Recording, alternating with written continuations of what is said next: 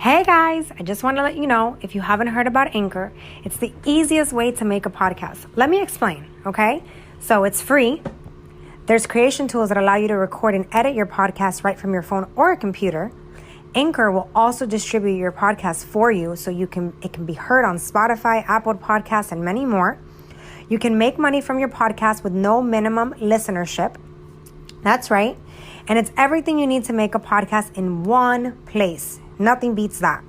Download the free Anchor app or go to anchor.fm to get started.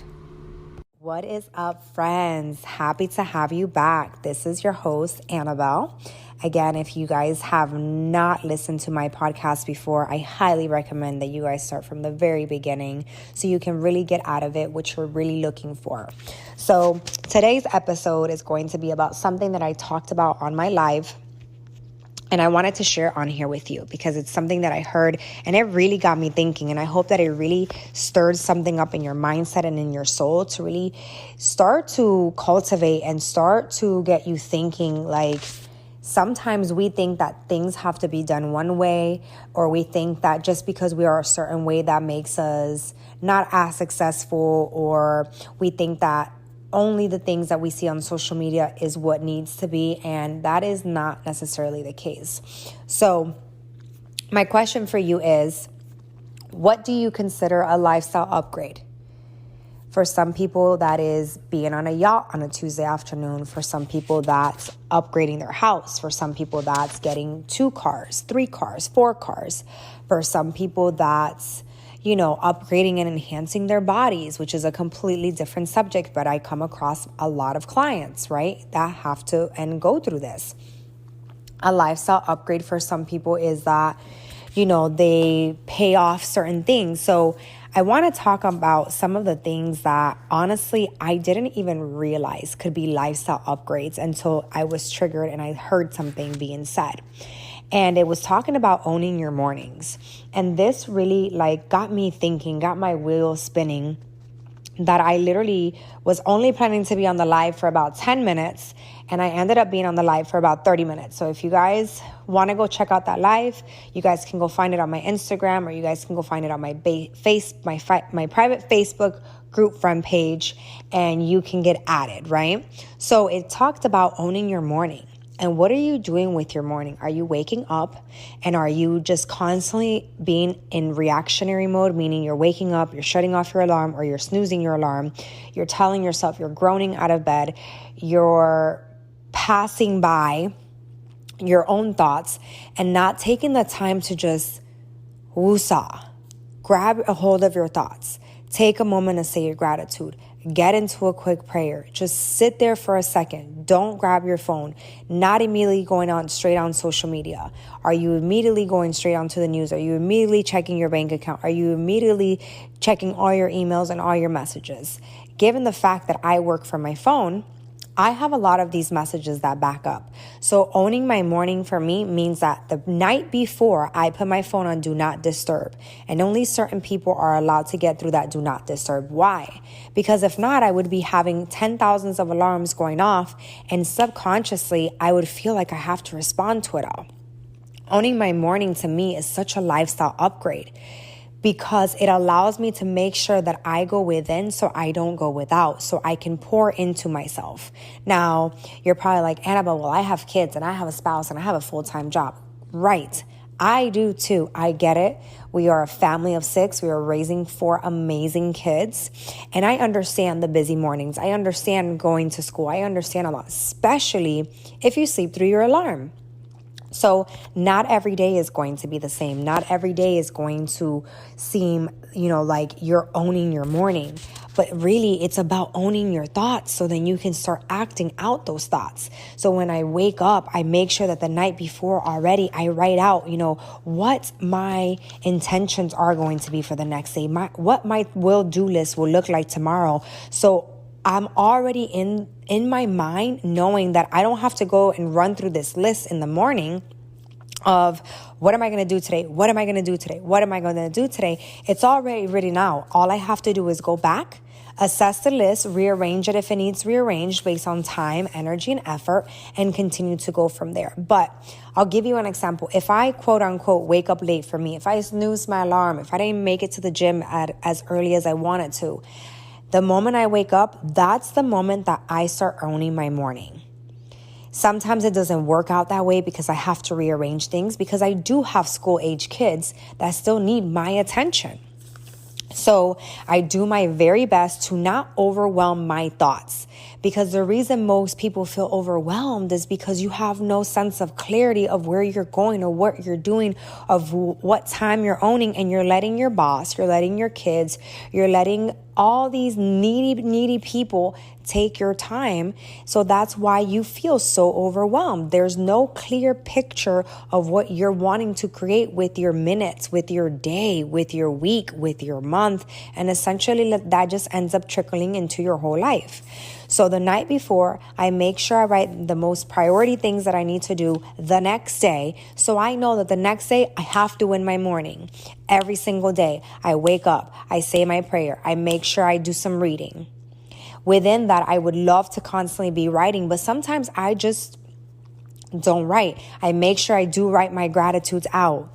And then within that, my morning routine, my kids, my spouse, breakfast, taking them to school, making sure that I understand that I also have to create time for buffering, meaning adjustments. If things don't go out, if my kids have a tantrum, if I get a flat tire, if traffic is horrible, understanding that I'm already mentally prepared because I decided to own my morning. Owning my morning will pay you, owning your morning will pay you back plus what you really think. It will give you so much back because now you feel like you have some sense of control. Now you feel like you are actually writing, pages in your books of this thing that we call life, right? Most people are just kind of like, living like a day-to-day mundane schedule, and then they wonder why things aren't where they want them to be, or their life is not where they want it to be, or the promotion is not where it needs to be, or where their bank account is not where it needs to be. It starts off with something so simple, and guess what, you guys? This is free 99. You can literally own your morning, even right now if it's morning time, even right now if it's evening time for you. Write down something that you're going to tell yourself right now if it's evening. Tomorrow, I'm going to start off with this. These are the first 3 tasks, right? Now, in the beginning, this was very challenging for me because I just wrote pages and pages of things I was going to get done. And I realized there's only 24 hours in a day, right? So I now have a morning routine, which allows me to own my morning. I have to make sure and I sit down and I do my Bible reading. I have to make sure I sit down and I do my gratitudes. Sometimes it's not an hour long. I try to make sure that it's a solid hour, but sometimes it's 30 minutes. And then I have to switch to this thing in my head to say, you've owned your morning right now. But right now you need to move on to the next task because the next things in your life also are requiring your time and your priority, right? So what are you doing? Are you constantly just waking up saying, I have to do this. I got to do that. I got to get the kids ready. I got to do this. Or are you letting yourself be so aware of your own thoughts and allowing yourself to say, I get to do this today. I get to wake up. I get to write my gratitudes. I get to sit down in silence for 5 minutes before the kids jump out of bed and it gets buck wild. I get to listen to my own breathing. I get to reflect on my thoughts. I get to go to work today and put money and food on the table. I get to wake up next to a spouse. I get to mother or father these children. I get to show up being my best self. I get to give today. It makes such a difference when you start changing the quality of your thoughts because the quality of your life will start to change. You stop rushing through everything in your life and you really start to appreciate it. One of the things that really allows me to just slow down, I feel like it slows down time for me, is if I feel overwhelmed, I just stop and I call my kids. And I'm like, let's play for a couple of minutes. I know that sometimes I'm in the middle of something and they want to play with me, but sometimes I just need to hear their laughter, their giggle. That just slows down time for me and it allows me to really reflect like, man, Time isn't really slowing down for anyone. So I do that in the mornings. I do that at night before bed. I make sure that I'm fully present, and it really allows me to decompress and be like, there's no reason for you to be so stressed. That you put on yourself. I'll give you guys the metaphor of the plates. I give this metaphor to my team, to people around the world. Everybody's given a plate, and your plate is empty. You are the one that is choosing to put things on your plate every single day. So when, let's just say, for example, I'm a parent and I decide to sign up at least one of my kids for 26 different activities, and I'm complaining that I'm taking them to all of these activities, it's not my child's fault that I am stressed out because now I have a financial responsibility to all 29 activities. I have a time commitment to these activities. I have an energy commitment. And then on top of that, then I feel like I'm going without because I'm running around being overwhelmed by what each of these activities require of me, right? But I have to be so self-aware that I was the one that did that. I was the one that said either yes to everything that my kid asked for, yes, we can do all of these activities, or it was me that said, let's do all of these because I felt like I needed to serve some sense of whatever. Maybe it was parent guilt or whatever that is for you, right? So how are you, a lifestyle upgrade could also not just be owning your morning, but it could be how you're managing your stress. Right? For me, honestly, I think that stress can be managed in very different ways. For me, I remember for a time there, a while ago, I used to be an emotional eater. I was just eating my stress away. I also was the complete opposite, where I was not an emotional eater and I didn't eat. My body couldn't sustain food. So I lost a lot of weight very quickly. And for some people, they're like, oh my gosh, that's amazing. For me, I was fatigued. I was tired. I was exhausted. I didn't want to get up, right? So you really don't know what someone is going through. So you got to ask yourself, maybe you're thinking, man, a lifestyle upgrade is sitting on a yacht. It's buying the best house on the block. How about paying off debt? That's a lifestyle upgrade. How about not having those toxic traits that you had in the previous year? How about leaving those toxic traits behind? That's a lifestyle upgrade. Because now that starts to trickle into every other aspect of your life. You leave the toxic people in the year before, in the week before, in the thoughts before, and watch your life actively change. Watch your life just cultivate to where you want it to be, and you no longer give power to people, to situations, to things that are happening, to the news, to the government, to the weather. You take back your power and you have control over your attitude, over your mindset, and that will trickle into your actions of what you're saying, of what you're doing, of how you're acting, right? So something for me, because I love working, right? I love it. What I get to do every single day fuels me. And I think, and for a fact, and I know this, that my kids see that. But I also have to realize, like, there's times that I need a lifestyle upgrade. For me is stopping what I'm doing when the timer says stop and telling my kids, let's go for a walk. I have the ability, and I'm honored and I'm grateful to have worked previous careers where I had to clock in for someone else, and essentially God had other plans for my life, and I said yes to opportunity. So now I get to work for myself on my time. Honestly, I feel like that's more challenging because if you don't have the work ethic, if you're not willing to learn the discipline or the skills or the organization, it can be very challenging for you. For the simple fact that we can get lax, or we can say, oh, that's enough. Or maybe you don't have a boss on you telling you when you have to meet your deadlines. So then you just kind of leave it up to free will to say, okay, universe, this is what I'm doing, but I don't know when I'm going to accomplish it, right? So that's another story for another day. So I set my timer 45 minutes straight work, and then I'll tell my kids, let's go for a walk. Let's get some sun. That makes me feel good. That takes away some mom guilt. That allows me to exercise at the same time. That allows me to get some vitamin D, sun in my face. That allows me to spend one-on-one 10 minutes with my kids walking outside, running. And then it really allows my mindset to step into a level of gratitude. These are lifestyle upgrades. Sometimes you're so focused on what you're watching and what you're feeding your mind and your heart through social media that you forget lifestyle upgrades could be the simple things in life that pay off so much.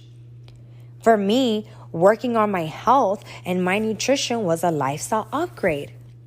Understanding that the time of my life where I was considered obese at a younger age wasn't serving me. It was slowing me down. And then essentially it was slowing down my relationships, and it was slowing down how I was performing at work, and it was slowing down everything around me. It wasn't just me. You will know if it's good by the fruit that they bear. And I started to realize like that part of my life was slacking. So I started to eat a little bit better, and I started to be a little bit more active, and I started to fall in love with fitness. And now I get to help millions of people around the world. Right? Because that's what it's going to be. It's going to be millions of people, whether you are my client directly or whether you see something that I've already put out that you're like, wow, this has helped me. I'm already putting it out there. I've already helped thousands, but it's going to be millions. So whenever you're listening to this, allow yourself to understand like being healthy is a lifestyle upgrade. Working on yourself is an upgrade. It should never feel like it's expensive. Because if you feel like you being healthy is expensive, imagine the cost of what it's going to cost you when you're not. It's actually more, right? So you're not functioning at a better level when you're not feeling good. So then you stress yourself out even more, and then you blame the fact that you have no time. Go back, owning your morning, waking up 20 minutes earlier. Allowing yourself to understand that maybe throughout the day, you're going to have to make some mid-course corrections. Scheduling for you what matters the most, the time that you need to spend with your spouse, the time that you need to spend with your kids, and this was the hardest one for me, allowing myself some buffer time, allowing myself to understand that there's going to be some parts of my day that, Annabelle, you need to take 30 minutes to an hour to just be reckless in a good way. Don't have it scheduled. Have some fun with the kids. Go grab some frozen yogurt. Go outside and do some playing. Something so then you're not constantly allowing yourself to say, I have to do this, this, and this. Yes, that's great. It's going to get done. But I think the divine intervention has taught me over and over and over again. When there's times that I know that I'm going to have buffer time, my business grows even when I'm not like presently there. That's how I knew I was actually growing a business bigger than me, something bigger than me, when it could continue to grow even if I wasn't presently right there, right? So for example, I'll just give you an example. The other day, my daughter was super exhausted after school. So I told myself, okay, I'm going to go ahead and lay down with you. Let's take a quick nap. And normally I'll lay her down. Yes, I still have my kids lay down for naps, especially my school age kids, because they do have activities, right? So I said, let's lay down for 30 minutes. You're going to feel better. You're not going to have an attitude, and you're going to have much more energy when you have to go to your class, her after school activity. And I ended up falling asleep with her. I caught myself falling asleep, and normally I'll catch myself and I'll wake up. That's why I set an alarm to make sure that I don't fall asleep with them, because it's very easy. Kids are warm and they're cuddly, right? They're fun. But being a businesswoman, I had to understand that I had to create some of that time and not just always fall asleep with them, because I was trying to build a business. So I literally built a business around my kids, around a full-time job, in the pockets of time that I had. And now I get to show other men and women how to potentially do the same thing. But in this instance, I caught myself drifting away, and I looked at her and I said, Mommy's going to take a nap with you, because Mommy has a lot of things to do even when you wake up. And the energy that I need to do it with won't serve me right now, because I didn't feel like I could give not even 80% of myself with how I was feeling. So I laid with her, we cuddled, we fell asleep. And then when we woke up, we were both energized. We were feeling good. We had a great snack. We sat down, we talked, and we both felt better. We went about our business. She went to her activity. I focused on what I needed to focus, and it allowed me to really just be in gratitude. It allowed me to really just slow down, just like I just did with my voice. It allowed me to say, to divine intervention and just be in such gratitude to say, I get to do this. I get to mother these kids. I get to spend time with them. I get to schedule and buffer time. I get to own my mornings. I get to show up for myself. I get to work out today. That is a lifestyle upgrade. I get to select the people that I get to be around every single day. I don't have to allow the negative people or trolls to get into my mind because I've created something, a solid foundation that I want to continue to build upon so nothing penetrates with what I'm trying to build. Not just for myself, but for my kids, my family, and my marriage, and my business. So I'm asking you again, what do you consider a lifestyle upgrade?